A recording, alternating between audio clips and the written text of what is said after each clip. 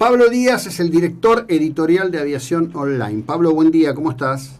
¿Qué tal? Buenos días. Bien, bueno, en principio gracias por haber aceptado esta conversación. Vos habías escrito un trabajo muy interesante que ya tenía un tiempo al Ujú. respecto de la polémica de la utilización de los aviones de Aerolíneas Argentinas para hacer el trabajo de carga, de traer las vacunas desde Rusia. Sí. Ponías, digamos, en perspectiva las cuestiones, haces en ese artículo una serie de comparativos al respecto de la temática que tiene que ver con lo que pasaría de contratar un carguero, etcétera, justamente y coincidiendo con esta aceptación tuya de conversar aquí en la 99.9, Sí. se publica hoy un artículo en La Nación que dice que lo que se está haciendo es por lo menos 3 veces más caro que contratar un transporte aéreo. ¿Por qué no nos ilustras sobre este tema? Bien, básicamente la nota de La Nación de hoy es similar a una que ya se había sacado antes, que tiene un error clave. Básicamente el error es, como lo habíamos planteado en la nota inicial nuestra, que se está tomando el valor de algo que se llama city pair establecido, es decir, una ruta logística que existe no tiene el mismo costo que una ruta que no existe. Hay una cuestión geográfica básica nuestra. Estamos demasiado alejados de Rusia, es decir, nos buscamos el proveedor más lejano posible también, por un lado, y además Sí. no existe una ruta de comercio de carga entre Moscú y Buenos Aires. Ajá. No es lo mismo, no se puede comparar el precio de una ruta establecida, como puede ser Sydney y Santiago de Chile, por ir una ruta cercana, o Europa con San Pablo en Brasil, que ya, digamos, hay una oferta predecible y entonces los costos de carga son mucho menores. Claro. Eh, Básicamente el primer punto es ese, ¿verdad? O sea, no es tan fácil ir una ruta, sobre todo cuando también por cuestiones del proveedor, en este caso el laboratorio ruso, Gamaleya, eh, se complica el momento de ser predecible y poder poner otra carga, ¿no? Es decir, la comparativa que hacía yo en esa nota a la que usted refiere, Sí. no es lo mismo viajar en remis que en tren. El tren tiene un recorrido establecido, paradas establecidas, entonces yo me bajo y me subo y comparto el costo de operación del tren con todo aquel que usa la misma ruta, Claro. independientemente de las paradas. Ahora, si yo me tomo un remis, lógicamente que más allá del costo propio del servicio, ¿no? Sí, sí. Los costos no los puedo repartir con nadie. Entonces, es por eso que de repente hay diferencias claves en el costo que hacen que sí, la operación sea más barata que algún carguero. De hecho, por ejemplo, y cuando se puede aprovechar la carga, mejor todavía. En uno de los viajes a China, cuando se iba a buscar insumos por aerolíneas, Mm. se empezó a hacer la ruta por Madrid, porque de Buenos Aires a Madrid se llevaba carga. Eso reduce los costos. Lo que pasa es que, como decíamos antes, si en este caso con el proveedor en Rusia las fechas cambian tanto, o sea, y es todo hay tan poco margen para poder programar la ruta, es más complejo poder vender el espacio de carga que no se usa. Claro. Entonces los costos van a ser más altos, pero el problema también está que con un carguero el costo inicial es mucho más alto. O sea, Sí. se toma un parámetro de referencia que no es válido porque una cosa es una ruta que existe y otra es esta ruta que no existe y que no se puede vender. Eh, Mm. Básicamente la gran diferencia va por ahí, además de que, bueno, ante el aumento de la demanda de los cargueros, hoy por hoy están cobrando cualquier cosa. Claro, Este, inclusive vi el otro día una información que dice que una compañía, digamos, porque en realidad uno piensa en transporte de carga, por lo menos a nosotros, los que no estamos tan metidos en el tema, enseguida nos viene DHL, ¿no? Pero hay muchas claro. compañías. Ujú, sí, sí. Que hay una compañía europea que reactivó dos 747 cargueros que estaban en el desierto de Arizona. Claro, exacto. Sí, sí, y hace un año esos dos cargueros estaban fuera de servicio porque eran caros para transportar la mercadería. Si ahora se puede cubrir el costo, es porque evidentemente lo que se le está cobrando a quien quiere llevar mercadería es mucho más. Y además hay otro tema también que es importante tener en cuenta. Eh, el año pasado, con el aumento digamos, con el tráfico normal y establecido de aviones de pasajeros, los aviones de pasajeros tienen espacio en bodega, más allá de las valijas de quienes van arriba. Entonces, todo ese sistema de belicargo, se llama belicargo porque se lleva en la panza del avión, Sí, representa normalmente el 50% del transporte de carga mundial. Eso hoy no existe.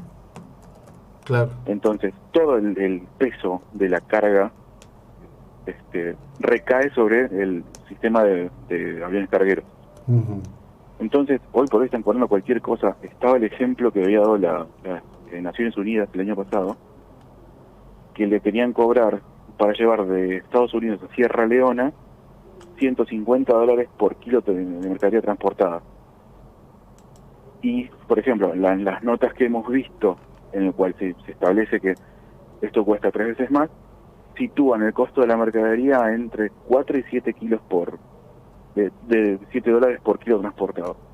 No ese es el valor actual. De hecho, cuando hicimos la investigación para la nota nuestra, ninguno de los operadores a los cuales contactamos y pedimos cotización nos habló de menos de 30 o $35 por kilo transportado.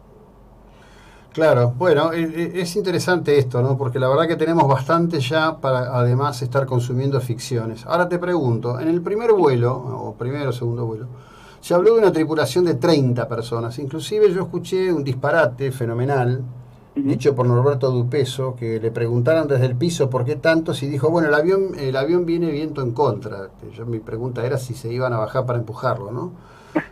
No, a ver, lo que Norberto debe haber querido decir es que seguramente hay una componente de vientos en la vuelta que hace que el avión no sea tan eficiente como la ida. Eso es cierto, pero no tiene que ver con la relación de cantidad de tripulantes. El problema es que un avión así de grande como un Airbus 330-200 tiene más de 200 asientos, casi 300 diría yo. Sí. Entonces, y venía con pasajeros, porque volvía la comitiva, pues venía Ginés, venía Bisotti creo que también, y venían un par de personas más. Por regulación, si el avión trae pasajeros, necesitas una cantidad de tripulantes de cabina suficientes como para tener uno por puerta del avión. Porque ante una emergencia uno no puede tener un tripulante yendo a ver qué puerta tiene que abrir. Esto es regulación internacional. Entonces, sí, se vuelve menos eficiente por ese lado porque hay que tener una tripulación dispuesta para poder trabajar en el caso de una emergencia sobre las puertas de los pasajeros. Y esto es así a partir de un pasajero a todo el avión completo, se necesita uno por puerta. ¿Es lo más eficiente? Y no, la verdad que no. Pero también en ese momento no había ni hay ahora una ruta establecida de pasajeros de Moscú a Rusia. Bueno, pero sin embargo, en el vuelo vuelo de Lufthansa a Malvinas que vos cubriste, sí, que venía con pasajeros, 90 pasajeros tenía, sí. La tripulación era mucho menor que la que utilizó Aerolíneas. Sí y no, en realidad creo que eran 16. Sí, 16 tripulantes. 16 tripulantes, claro.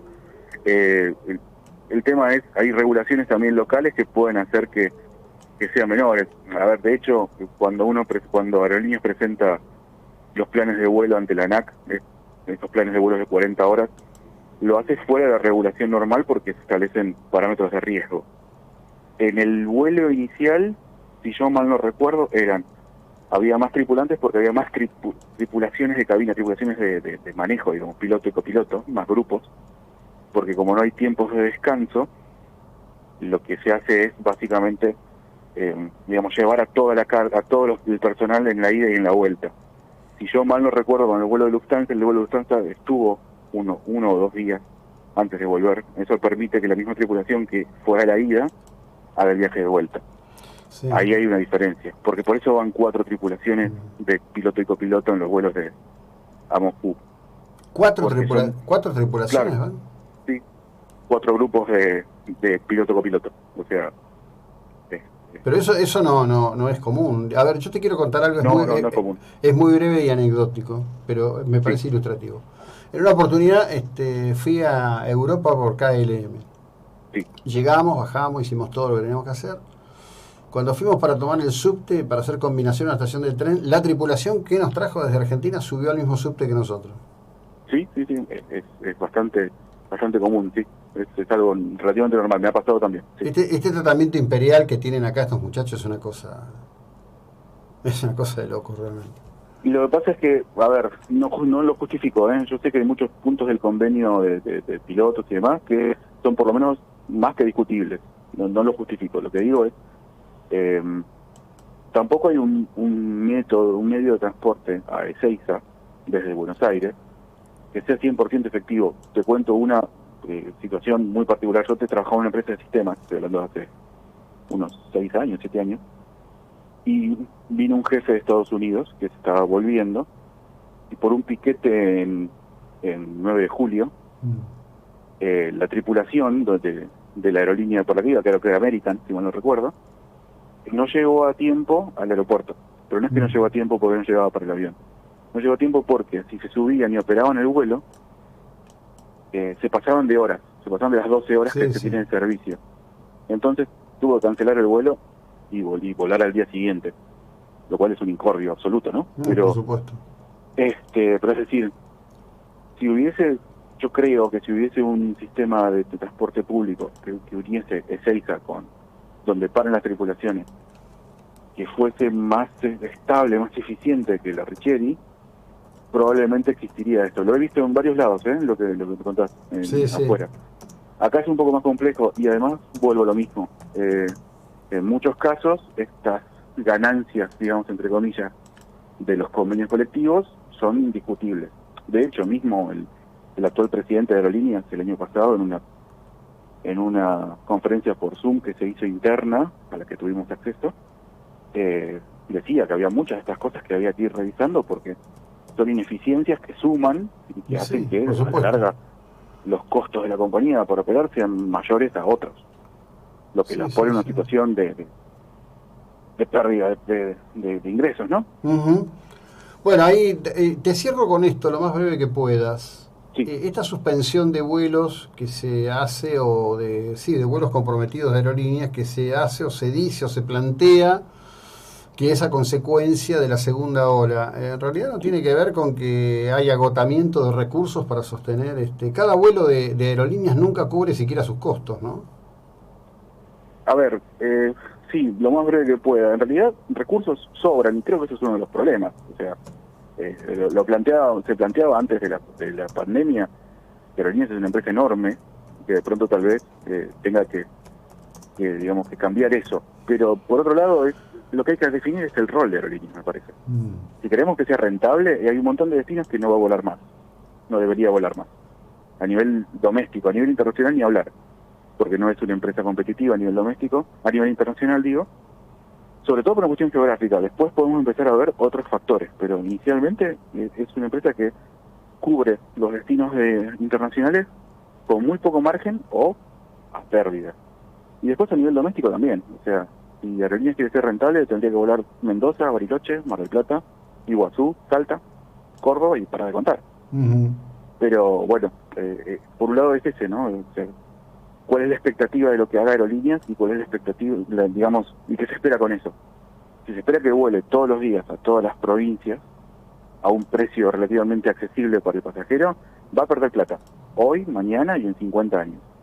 Si queremos que sea rentable, va a haber muchos vuelos que va a dejar de hacer. Pero bueno, después ahí empieza la responsabilidad del Estado de decir, ¿cómo conecto yo a esta provincia? ¿Mejoro las rutas? ¿Pongo trenes? ¿Sigo perdiendo plata con Aerolíneas? Claro. Es un tema bastante complejo de llevar. Bien, te agradezco enormemente, muchísimas gracias por el tiempo y la ilustración que nos has dedicado, muy amable. Gracias a ustedes. Hasta luego. Bueno, a quien escucharon es a Pablo Díaz, es editor de Aviación Online.